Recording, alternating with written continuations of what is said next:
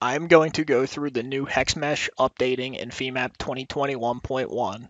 I started the model by importing solid geometry. As you can see, it started as one solid and is not hex meshable out of the box. And typically to make it hex meshable, it needs to be sliced into several smaller solids that are hex meshable. This is why I am using the command geometry solid slice. So I'll skip ahead here a little, and now I am at the point where I have my solid sliced into the pieces I need. I've randomized the colors of all the solids to distinguish the different slices. I can now set the mesh size on all of the solids. Doing all of the solids at once will link the coincident surfaces.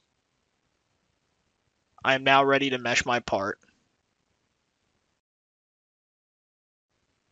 Okay, so I have my part fully meshed here, and I'm just going to turn off the surfaces so I can see my mesh a little better.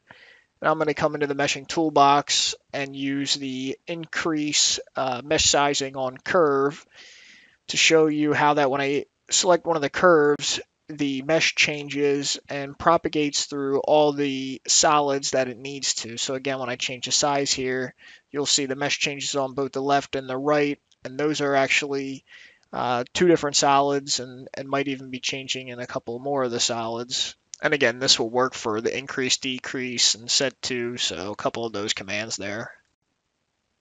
And what I can also do is remesh a surface from the meshing toolbox, and the hex mesh of the solid will propagate from that. So I'm going to go around and set some map meshes on some of the surfaces to get a better mesh quality. And you can really see the change in mesh on some of the surfaces I am selecting.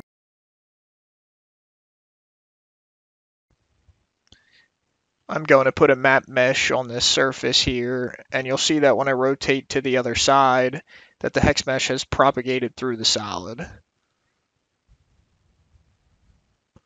So I'm just going to do a couple more surfaces here. I'm going to select this one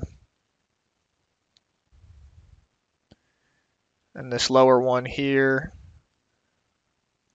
And then you'll notice that my mesh actually changes around the hole. So what I'm going to do is go back to the mesh sizing and increase the number of elements on the curve below that hole to get a little better mesh quality.